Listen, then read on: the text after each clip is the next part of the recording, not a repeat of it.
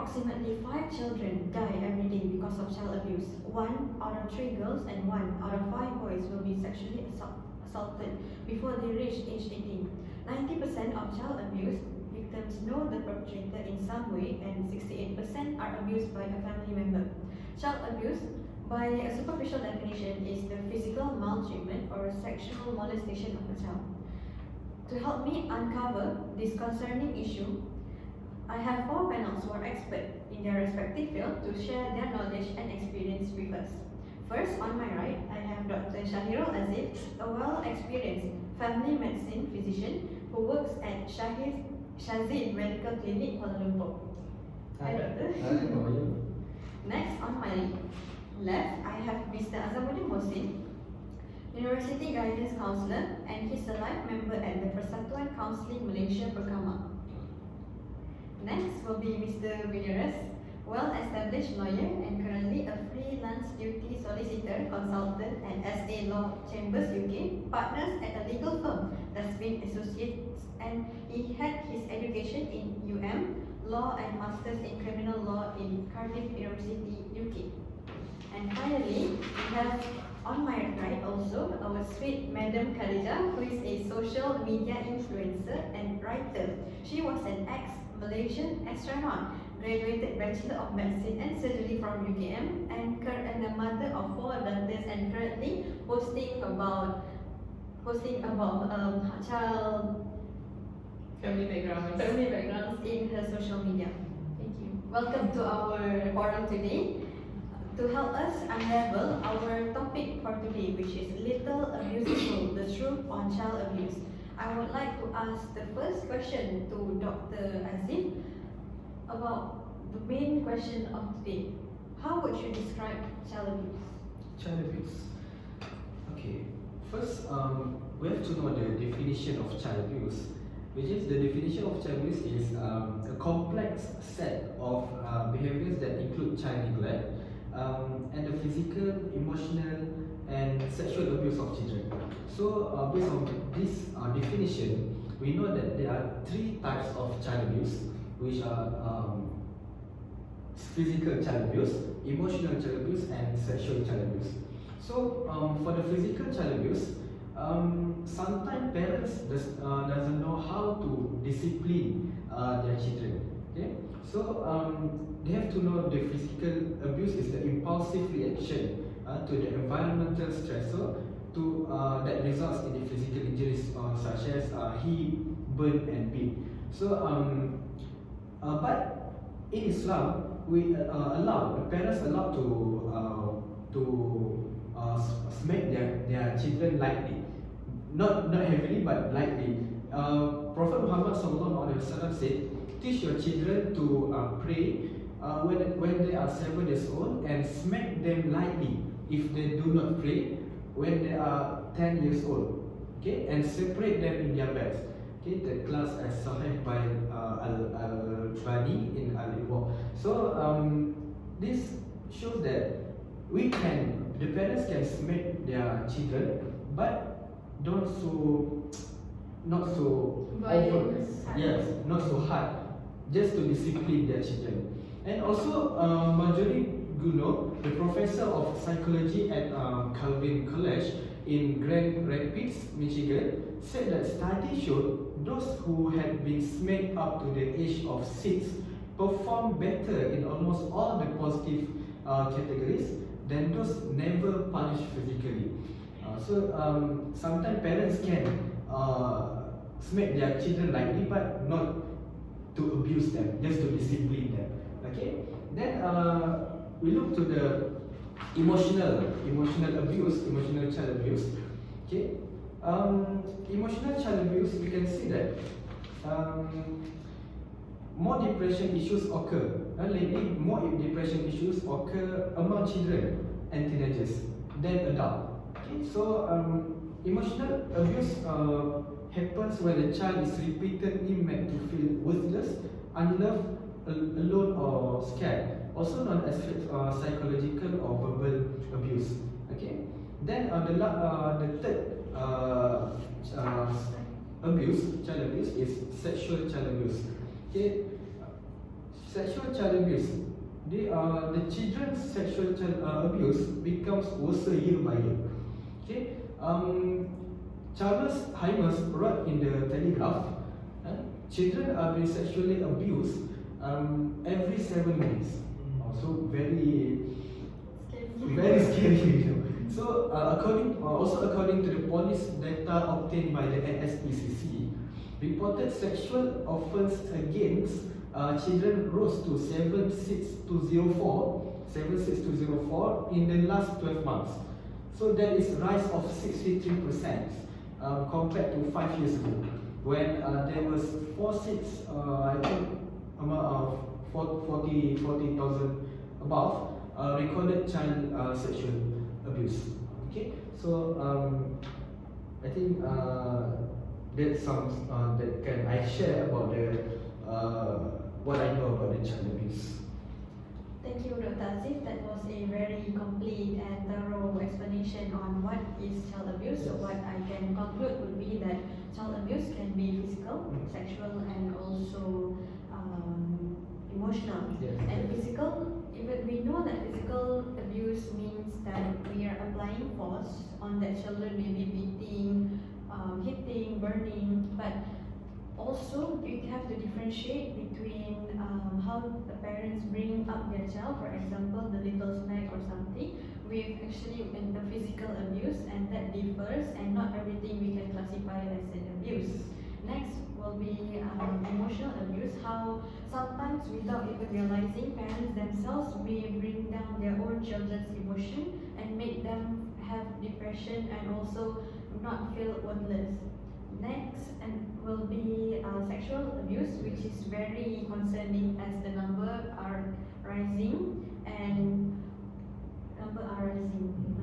So everything that happens has its own risk factors, and I would like to ask Mr. Mohsin, what might be the risk factor that contribute to this concerning issue? Okay, before that, we must know what is risk factor actually. It is definitely different from the causes of child abuse, because risk factor is actually the thing that leads to the child abuse, not like cause, which the causes is the risk factor is not same as the cause. Okay, because it does lead to the child abuse. So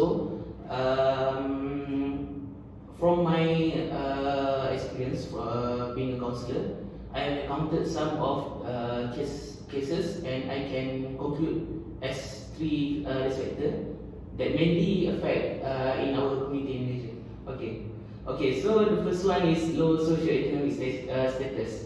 Okay, so basically the children in families with that facing economic hardship tend to have the higher risk to being abused by their parent, because due to their parent status, they have mental illness, right? Because they are pressured to about from their economy, right? They cannot afford to take care of their child. So, and then next is about their divorced parent. Okay, when the parent divorced, some of the parents might take revenge on their child. Towards they want to take the revenge towards their partner by abusing their child. So this is another factor that can lead to child abuse. And finally is separated parent. This is different from the divorced parent. Separated parent is when the parent lives separately and want that their child live with one of their parents. Okay, so with that, the partner maybe don't know what the other partner do towards their child, right? Okay, so there's 3 risk factors that I've encountered through all my career as a counselor. So, thank you, Mr. Mohsin. The 3 points are very informative.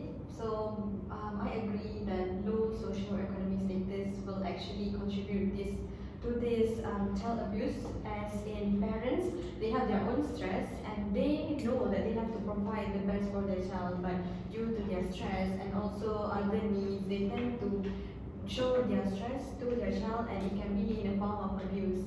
And another one will be parents divorce. A divorce can be the impact of a divorce can be very hard on the parents itself and also the children, and the parents tend to show their anger or also like try to pay back what they feel to their former partner by abusing their child, and that's a very serious issue and also contribute to child abuse.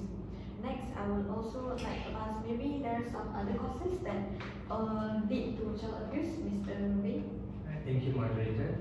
Well, when you talk about risk factors in the case of child abuse, you can't really say that it's one single factor that can capture all the families into one single cause that cause child abuse. You can see that this one family, child abuse may be occurring due to divorce. Then you can go to this another family, the child abuse may be occurring due to the father being an alcoholic. Or you can go to the another family, it's because the mother is being a drug addict. So you can't really say that there is this one single cause that can cause child abuse. But what from my studies is, we can say that all these risk factors can be put into 4 domains. So these 4 domains mostly help in cases on how we can narrow down what actually caused a child abuse in a family basically. So these 4 domains, it begins with the parent and caregiver factor. So when you look at the parent and caregiver factor, you look at how the parents or the caregivers to the child on how they actually bond with the child. So usually child abuse usually occurs when there is no bonding or when they actually neglect the child. They don't really participate in the child development. They don't really get to know what is happening towards the child, which basically do not give enough attention to the child. In that sense, they will begin to abuse because you don't give enough attention. And then it also can be due to these parents or the caregivers. They also are taking harmful substances like alcohol and drugs, which will somehow change the way of their behavior, and that change of behavior, the violence will be shown towards the child. And also another thing, that if these parents or these caregivers are experiencing any financial problems, you can induce stress, and this stress they usually bring it back home. And when they bring it back home, the only place they can really sit is on mostly the children's. So then the second domain that I can speak about is the family factor. The abuse of a child is not only coming from the parents only. It can be among siblings, it can be among relatives, it can be your uncle abusing the uncle brother's child, or this aunt is abusing her brother's child. It also works that way. It's still considered child abuse. So it usually happens when there is a. It also can like if this uncle or auntie is taking harmful substances, or they are going through some financial crisis, or they are going through some problem, they can actually use it on their nieces and nephews. And also, not to forget, grandparents are also included in this. Even they are included whenever they abuse their grandchildren. It's still considered a child abuse. And then the third one is the environment.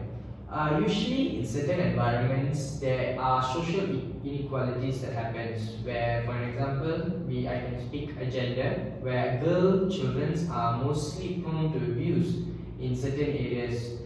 And you can also see that if that a certain area is easily accessible to harmful substances like drugs and alcohol, so usually these parents, when they can easily access to alcohol, for example if there's a bar alcohol nearby, usually in that specific area you can actually find a lot of child abuse. And it also can be due to that area, it can be legalized for child pornography, or that area has a very lack of education, a very poor system where they lack a lot of knowledge, so they don't really know how to educate children, so they always resort to violence whenever they want to educate their children. And lastly, it is the child itself, the factor. What can I say is, when this child is being unwanted, usually where I can pick children who are in special needs, children with Down syndrome, they are mostly most prone to being abused because why they're always crying, they always need special attention, and when they get parents who are not responsible and parents who are practicing a very harmful and violence in their daily life, this child will be very much affected by it. So that's all from what I can say. Thank you, Mr. Vin, and that's a very actually eye-opening point because not only parents or also the caregiver can abuse the child. Child abuse also can consist of the family members, as in the grandparents, uncle, sibling, whatever they do to that child, which is an abuse, also is a child abuse. And also causes like some areas have more abuse cases than the others due to what are the factors affecting from the place that the child is staying or such as like that. So for example, like Mr. Bin said, an area that has an easy access to alcohol, so they have tendency to have more adults who are alcoholic, and that can also contribute to more child abuse cases. Next, next question I would like to ask Madam Khadija. Why there's a lot of efforts that are happening to overcome this child abuse problem, but why are these efforts sometimes not effective? Thank you, moderator. So the moderator asked me about the continuity of child abuse in Malaysia. So child abuse is quite common in Malaysia. There's a lot of ways to reduce it, but at the same time, it's still increasing cases of child abuse in Malaysia. So first of all, I would like to highlight that neglection from the society on reporting on a child abuse is actually played a big impact on the number of cases of child abuse in Malaysia. Most of people don't really know the way to report the child abuse cases. Basically, there's alternatives on reporting child abuse cases, which are through Talian Nur, and where you can just call 15999. Okay, I repeat 15999. So it's a simple number. You can call the number and then reporting regarding any suspicious abuse or neglect. For example, last month, my daughter's friend have beat my own daughter, and I wonder why did she beat her own friend. And then I asked the children, her friend, and she said that my mom and my dad usually beats me like that, so why not if I do it on the other people? You can see that child abuse gives a big impact on the children itself until they apply it on to their friends, the abuse. So I do reports and the child, and then through that the reports to the hotline calls, they investigate that the child had been abused. And then another way you can do the reports at the hospital, where the hospital, the medical officers can find any evidence regarding the child, physically or emotionally, either the child is being abused or not. And then you can also do the reports at the police station, telling that some child had been abused. But the cons of making reports at the police station, we need the evidence where it's already too late if that child had been abused. So we need to take a very great action as a parent, not only regarding our own children, we need to take care of other children in the world. Okay, and then there is I would like to quote some says from Hashim Adnan, a former National Union of Teaching Profession, NUTP, said that school teachers need to inform Education District Office before child abuse cases reaches the policeman. Well, it takes a complicated processes to make reports, but as a teacher, people who have power on reporting child abuse, we should choose other alternative that is simpler to make the child abuse reports. Okay, next, the number of child abuse cases in Malaysia does not reduce. due to inexperience of police investigator and medical officer on finding evidence. Actually, there is a statistic from police department from 2013 to 2017. There is 1,559 reported cases regarding child abuse, but only 383 cases brought to the court, and 134 cases is convicted, 243 cases no further action, 764 cases under investigation, still under investigation, and 80 cases are kept in view. So I can highlight that more than half of the reports, which is 764 cases, is still under investigation, which take a long time to be settled the cases. Might be in that long term, the child can keep being abused. So we are lack of. In this case, we can see that throughout the investigation, there will be medical officers that need to find the evidence. But because at the first place, when the child had been sent to the hospital, they didn't examine the child physical carefully until they missed stating that this child had been abused due to the violence action towards the animal right. So we need to have a more professional medical officers on stating and determining whether the bruise or any physical abuse is an abuse or just an incident. Okay, and then yeah, that's why it is still occurring in Malaysia. Okay. Thank you, Madam Khadijah.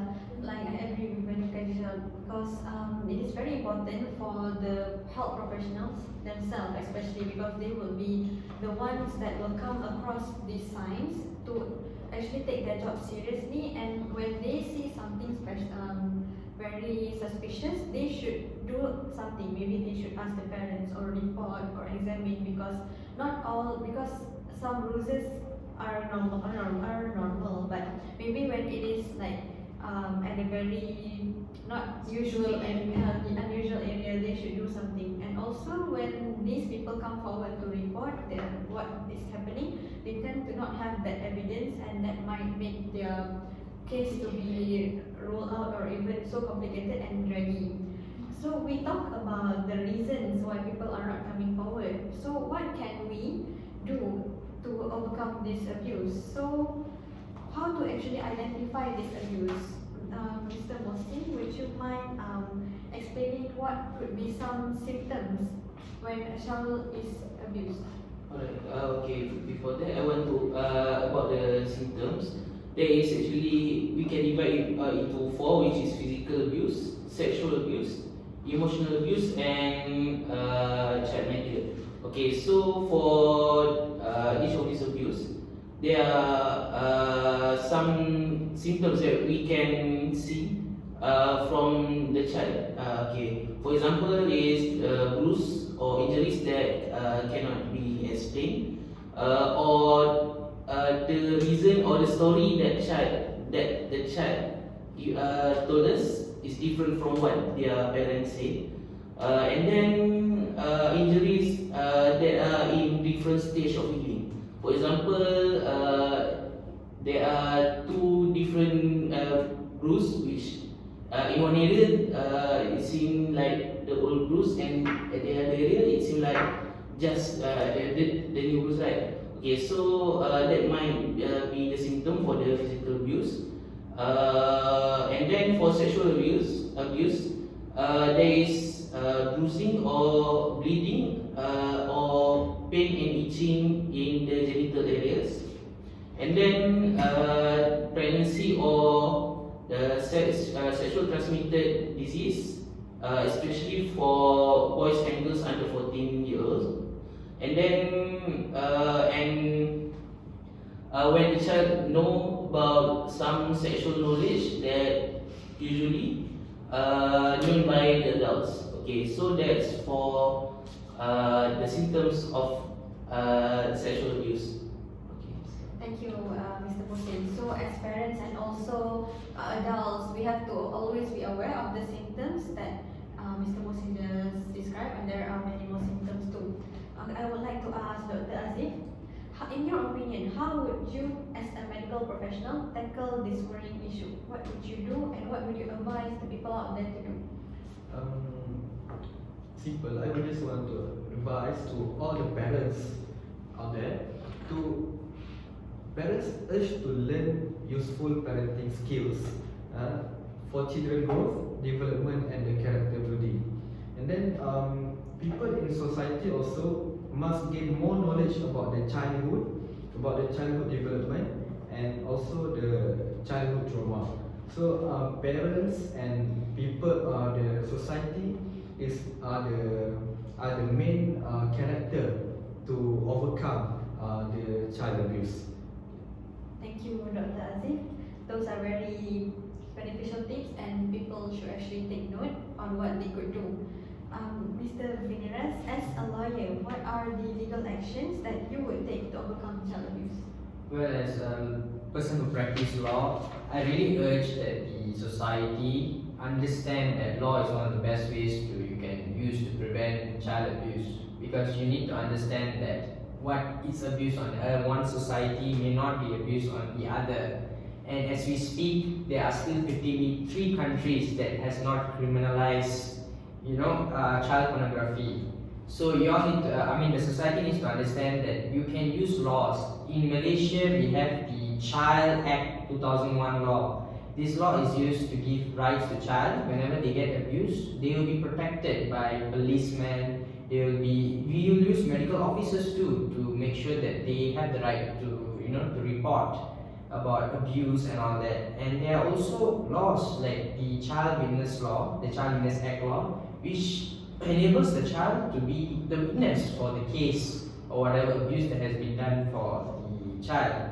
So whenever there is an abuse, be sure to report no matter what you see. Even if it's your child or not your child, make sure that you report.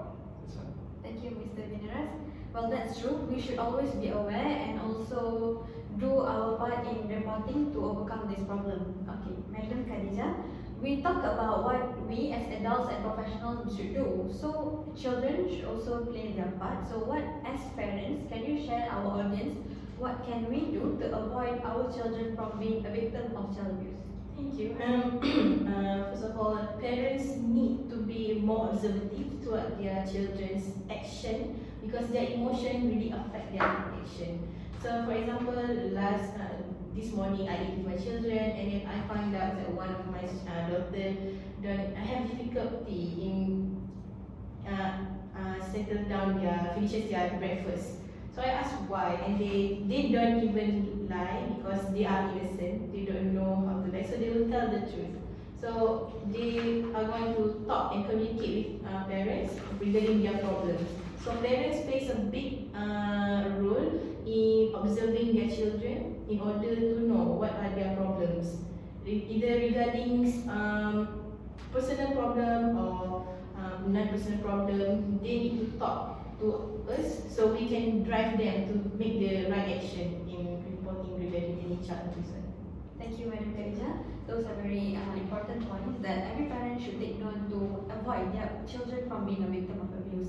So we came to the end of our forum today, which is Little Abuse Sold, the truth about child abuse. Thank you, panels, for your expertise and also your experience that you shared for our audience today. So as a conclusion, child abuse is a very concerning issue in Malaysia. The number of cases are rising by day, and there are also unreported cases. The society has to be more aware of the symptoms and behavioral changes that are portrayed by a child, and also we have to play our own responsibility and each of the roles that we have in overcoming this child abuse and make Malaysia a safer country for children. Thank you.